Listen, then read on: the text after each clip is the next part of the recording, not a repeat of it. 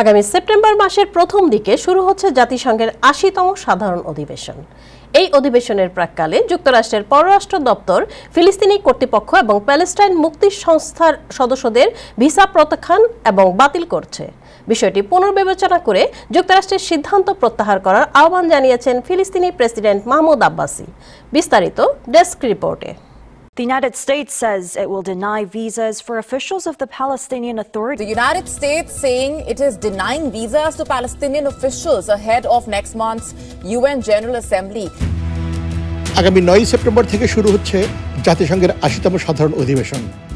এই অধিবেশন শুরুর প্রাক্কালে যুক্তরাষ্ট্রের পররাষ্ট্র দপ্তর ফিলিস্তিনি কর্তৃপক্ষ পিএ এবং প্যালেস্টাইন মুক্তি সংস্থা পিএলও এর সদস্যদের ভিসা প্রত্যাখ্যান এবং বাতিল করছে। জাতিসংঘের সাধারণ পরিষদের আগে এটি যুক্তরাষ্ট্রের একটি গুরুত্বপূর্ণ পদক্ষেপ। এদিকে আসন্ন অধিবেশনে একাধিক ঐতিহ্যবাহী আমন্ত্রিত মিত্র একটি ফিলিস্তিনি রাষ্ট্রকে স্বীকৃতি দেবে বলে আশা করা হচ্ছে। শুক্রবার পররাষ্ট্র দপ্তরের ঘোষণায় বলা হয়েছে, জাতিসংঘে ফিলিস্তিনি কর্তৃপক্ষের মিশন জাতিসংঘ সদর দপ্তরের চুক্তি অনুসারে ছাড় পাবে। তবে এই বিধিনিষেধ ফিলিস্তিনি কর্তৃপক্ষের প্রেসিডেন্ট মাহমুদ আব্বাসের উপস্থিতিতে বাধা হতে পারে। কূটনীতিকদের অভিমত, প্রেসিডেন্ট মাহমুদ আব্বাসকে ভিসা প্রত্যাখ্যান করা হলে তা হবে অত্যন্ত বিতর্কিত এবং এটি জাতিসংঘ সদর দপ্তরের চুক্তি লঙ্ঘন। জাতিসংঘ ফিলিস্তিনিকে একটি অসদস্য পর্যবেক্ষক রাষ্ট্র হিসেবে স্বীকৃতি দেয়। সংশ্লিষ্টরা বলছেন, গাজায় যুদ্ধ অব্যাহত থাকায় এবং বেশ কয়েকটি গুরুত্বপূর্ণ মিত্র একটি ফিলিস্তিনি রাষ্ট্রকে স্বীকৃতি দেওয়ার প্রস্তুতি নিচ্ছে। এই নীতি বৈশ্বিক শীর্ষ সম্মেলনে ফিলিস্তিনি কর্মকর্তাদের উপস্থিতিকে মারাত্মকভাবে সীমিত করার সম্ভাবনা রয়েছে।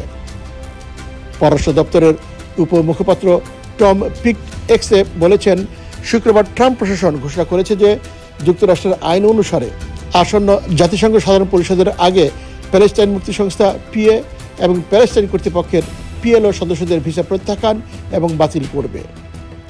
টম পিক আরও বলেন, শান্তি প্রতিষ্ঠায় অংশীদার হিসেবে তাদের গুরুত্বের সাথে গ্রহণ করার আগে পিএ এবং পিএলওকে সন্ত্রাসবাদকে সম্পূর্ণরূপে প্রত্যাখ্যান করতে হবে এবং একটি কাল্পনিক রাষ্ট্রের একতরফা স্বীকৃতির বিপরীতমুখী প্রচেষ্টা বন্ধ করতে হবে। যুক্তরাষ্ট্রের উল্লিখিত ঘোষণা সম্পর্কে জানতে চাইলে জাতিসংঘে নিযুক্ত ফিলিস্তিনি রাষ্ট্রদূত রিয়াদ মনসুর শুক্রবার সিএনএনকে বলেন, আমরা দেখব এর অর্থ কী এবং এটি আমাদের প্রতিনিধিদের ক্ষেত্রে কীভাবে প্রযোজ্য এবং আমরা সেই অনুযায়ী প্রতিক্রিয়া জানাব। এদিকে এক বিবৃতিতে ফিলিস্তিনি প্রেসিডেন্ট আগামী সেপ্টেম্বরের জাতিসংঘের সাধারণ পরিষদের সভায় অংশগ্রহণকারী ফিলিস্তিনি প্রতিনিধি দলকে ভিসা না দেওয়ায় যুক্তরাষ্ট্রের পররাষ্ট্র দপ্তরের সিদ্ধান্তে গভীর দুঃখ এবং বিস্ময় প্রকাশ করেছেন। বিবৃতিতে যুক্তরাষ্ট্রকে বিষয়টি পুনর্বিবেচনা করে তাদের সিদ্ধান্ত প্রত্যাহার করার আহ্বান জানানো হয়েছে। অপরদিকে পররাষ্ট্রমন্ত্রী গিদিওন স্যার এবং জাতিসংঘের রাষ্ট্রদূত ড্যানি ড্যানন সহ ইসরায়েলি কর্মকর্তারা যুক্তরাষ্ট্রের এই পদক্ষেপের প্রশংসা করেছেন। Salauddin Ahmed, news desk, Time television.